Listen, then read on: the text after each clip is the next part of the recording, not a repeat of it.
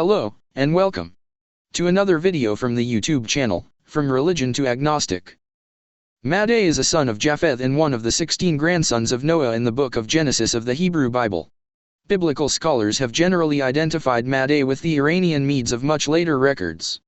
The Medes, reckoned to be his offspring by Josephus and most subsequent writers, were also known as Madday, including in both Assyrian and Hebrew sources. Some scholars in more modern times have also proposed connections with various earlier nations, such as Mitanni, Mashan, and Manna. In addition, the Kurds still maintain traditions of descent from Madday. According to the Book of Jubilees, 10:35-36, Madday had married a daughter of Shem, and preferred to live among Shem's descendants, rather than dwell in Japheth's allotted inheritance beyond the Black Sea, so he begged his brothers-in-law, Elam, Ashur, and Arphaxad, until he finally received from them the land that was named after him, Media. Another line in Jubilees, 8:5, states that a daughter of Madday named Milcah, Aramaic, Melka, married Cainan, who is an ancestor of Abraham, also mentioned in the Septuagint version of Genesis and in the Gospel of Luke, 3:36. Medos, and his mother Medea, were also reckoned to be the ancestors of the Medes in classical Greek mythical history. Christian scholars have proposed linking Hebrew Madday and Greek Medos since at least the time of Isidore of Seville. Etymology September 2, 28, ca. 600 AD. Madday is also the name of the deified ancestor of the Kachin people of Myanmar, according to the indigenous Kachin religion. Also linked with Madday is the Iranian city of Hamadan. Okay, so I want to take a minute here and go back a few lines and point this out. It said, and I quote, "Some scholars in more modern times have also proposed connections with various earlier nations, such as Mitanni, Mashan, and Manna." Now, because this is mentioned later, also like I believe in and around the time of Abraham, is this town of Mitanni, let's look. Mitanni, also called Hanigalbat or Hani Rabbit, Hanigalbat, Kanigalbat, cuneiform Ha-ni Galbat, Ha-ni Rabbat, in Assyrian or Naharan in Egyptian texts, was a Hurrian-speaking state in northern Syria and southeast Anatolia. Currently there are two hypotheses regarding how Mitanni was formed. First theory, Mitanni was already a powerful kingdom at the end of the 17th century or in the first half of the 16th century BC, and its beginnings are from before the time of Thutmose, so dated to the time of the Hittite sovereigns Hattusilii and Mursilii, when the middle chronology is applied. Second theory, Mitanni came to be due to a political vacuum in Syria, which had been created first through the destruction of the kingdom of Yamhud by the Hittites and then through the inability of Hutti to maintain control of the region during the period following the death of Mursilii. If the second hypothesis is considered, Mitanni, c. 1500 to 1300 BC as per short chronology, could have come to be a regional power after the Hittite destruction of Amorite Babylon occurred in 1531, also in short chronology, and a series of ineffectual Assyrian kings created a power vacuum in Mesopotamia. While the Mitanni kings and other members of royalty bore names resembling Indo-Aryan phonology, they used the language of the local people, which was at that time a non-Indo-European language, Hurrian. Their sphere of influence is shown in Hurrian place names, personal names, and the spread through Syria and the Levant of a distinct pottery type. The beginning.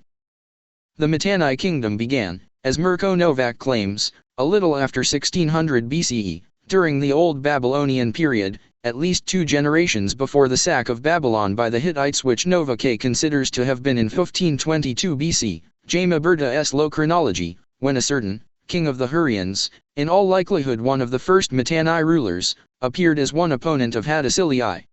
But, as new excavations and radiocarbon datings in Zinker-li-Hoyuk confirm the middle chronology for Hittite king Hattusilii, 1650 to 1620 BCE, the beginning of Mitanni realm can also be suggested to have taken place around the mid-17th century BCE. The sack of Zinker-li-Hoyuk could have been part of Hattusili I's campaign against Zalpa in order to disrupt an exchange network connected to Aleppo that previously linked the Euphrates, North Syria, and Central Anatolia. The recent, 2017, salvage excavations at the Isla plus or minus Sodem in the Upper Tigris, southern Turkey, also have shown a very early beginning of Mitanni period, as in the ruins of a temple in Muslimantip, ritual artifacts, and a Mitannian cylinder seal were found, radiocarbon dated to 1760 to 1610 BCE. Archaeologist IUPI, in his 2021, paper, describes the second phase of the temple as an administrative center, which had craftsmen working in its workshops as well as farmers, gardeners, and shepherds, that might have been ruled by a priest bound to a powerful Mitannian leader. As another recent archaeological excavation suggests, early Mitanni's territory could have also been to the east of Upper Tigris River, as a town now called Basitki was excavated in northern Iraq, which in all likelihood was the ancient town of Mardama with Mitanni layers from 1550 to 1300 BCE, as its phase A9, entrenched T2, may alternatively represent a Middle Bronze and or Late Bronze transitional, or Proto-Mitanni occupation within 16th century BCE. In a subsequent excavation season, the deeper phase A10 was identified as having a mix of Middle Bronze and Mitanni potteries, considered to be in the turn of the Middle to the Late Bronze Age transitional period, late 17th early 16th century BCE. Archaeologically, Mitanni's first phase in Jazeera region features late copper ware from around 1600 to 1550 BCE, as this pottery was a continuity from non-Mitannian previous Old Babylonian period. From around 1550 to 1270 BCE, painted Nuzi ware, the most characteristic pottery in Mitanni times, developed as a contemporary to younger copper ware. At least since around 1550 BCE, in the beginning of Late Bronze Age, painted Nuzi ware was identified as a characteristic pottery in Mitanni sites.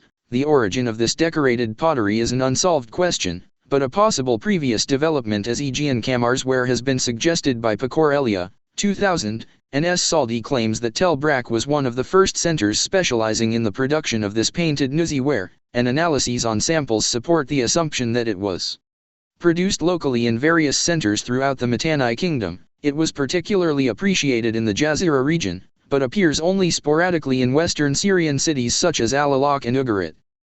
At the beginning of its history, Mitanni's major rival was Egypt under the Thutmosids. However, with the ascent of the Hittite Empire, Mitanni and Egypt struck an alliance to protect their mutual interests from the threat of Hittite domination. At the height of its power, during the 15th and the first half of 14th century BCE, a large region from northwest Syria to the eastern Tigris was under Mitanni's control. Mitanni had outposts centered on its capital, Washukani, whose location has been determined by archaeologists to be on the headwaters of the Khabur River. The Mitanni dynasty ruled over the northern Euphrates-Tigris region between c. 1600 and 1350 BCE. Eventually, Mitanni succumbed to Hittite and later Assyrian attacks and was reduced to the status of a province of the Middle Assyrian Empire between c. 1350 and 1260 BCE. I won't go through the whole thing as it is very lengthy. Links will be in the description box below, for you to do further research on. One more thing to add as I believe it is very important as well, let's look at the people of Mitanni. The ethnicity of the people of Mitanni is difficult to ascertain. A treatise on the training of chariot horses by Kikuli, a Mitanni writer, contains a number of Indo-Aryan glosses. Kamenhuberta suggested that this vocabulary was derived from the still undivided Indo-Iranian language, but Meirhofer has shown that specifically Indo-Aryan features are present. The names of the Mitanni aristocracy frequently are of Indo-Aryan origin, and their deities also show Indo-Aryan roots: Mitra, Varuna, Indra, Nasatya. These Indo-Aryan deities are listed in two treaties between Mitanni and Hutti from Hadassa, Treaty Kabo I3, and Treaty Kabo I1 and its duplicates. The kings involved are Satawaza of Mitanni and Suppiluliuma the Hittite. The British Museum considers these documents as being from a date around 1350 BC. The common people's language, the Hurrian language, is neither Indo-European nor Semitic. Hurrian is related to Urartian, the language of Urarto, both belonging to the Hurro-Urartian language family. It had been held that nothing more can be deduced from current evidence. A Hurrian passage in the Amarna letters usually composed in Akkadian, the lingua franca of the day a Euro indicates that the royal family of Mitanni was by then speaking Hurrian as well. Bearers of names in the Hurrian language are attested in wide areas of Syria and the northern Levant that are clearly outside the area of the political entity known to Assyria as Hanilgalbat. There is no indication that these persons owed allegiance to the political entity of Mitanni, although the German term Auslandschuritter, Hurrian expatriates, has been used by some authors. In the 14th century BC, numerous city-states in northern Syria and Canaan were ruled by persons with Hurrian and some Indo-Aryan names. If this can be taken to mean that the population of these states was Hurrian as well, then it is possible that these entities were a part of a larger polity with a shared Hurrian identity. This is often assumed, but without a critical examination of the sources. Differences in dialect and regionally different pantheons, Japheth and Orshayushka, Sharruma, and Ortilla etc., point to the existence of several groups of Hurrian speakers. Madday and Jewish sources.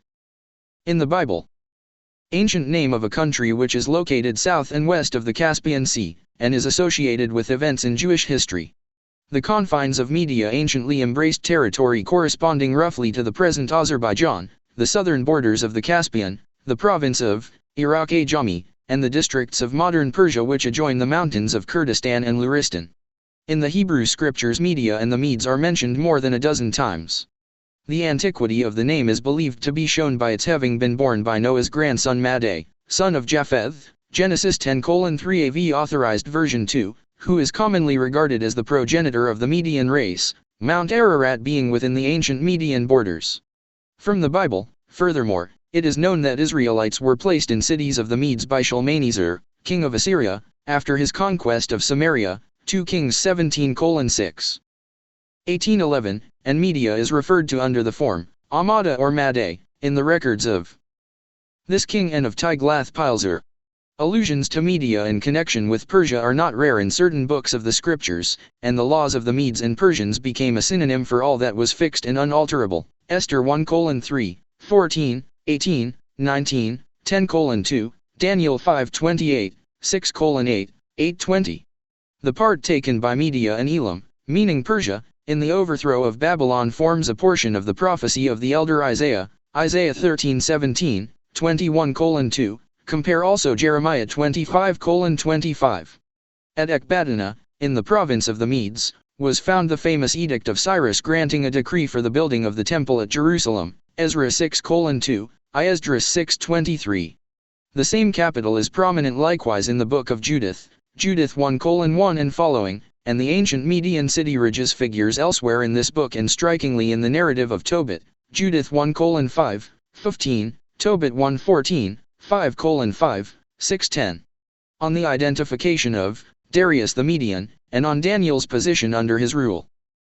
Daniel 5:28, 6:8, 8:20, 11:1. Tizia's account. With regard to Media as a factor in the world's history, the antiquity of the people as an Iranian nation is conceded, even though the existence of a so-called Median empire in very remote times may be open to some doubt. According to the fragments of Beresis of Babylon, however, the Median royal line extended back almost 2,000 years before the time of Alexander the Great. And the historian Tizias pretends to give a list of kings and their reigns running back nearly to 1000 BC. For historic purposes, however, the story of Media begins with Dejoses, whom Herodotus describes as the founder of the empire. This monarch is mentioned as De-Yaku in the inscriptions of Sargon. And he ruled over Media from 709 to 656 BC or, more exactly, from 700 to 647. He was succeeded by Phraortes, Old Persian, Fravardish, who extended the boundaries and sway of Media and ruled from 647 to 625. Phraortes in turn was followed by Cyaxares, Old Persian, Heuvekshitara, Babylonian, Uvakuishtar, whose reign, 625 to 585 BC, formed the culmination of the Median ascendancy. It was under this ruler, in alliance with Nabopolassar, king of Babylon, that the destruction of Nineveh and the overthrow of the Assyrian Empire took place, c. 607 to 604 BC. His successor was Astyages, Babylon, Ishtivgut, whom Oriental tradition erroneously identifies with the legendary as Dahak of Babylon. With the rule of Astyages, 585 to 550 BC, came the decline and final overthrow of Media by Persia under Cyrus. The Median supremacy was lost sight of in the greater glory of Persia. Thenceforth the two nations came to be regarded as one, their names being often united and used interchangeably, although divisions were recognized.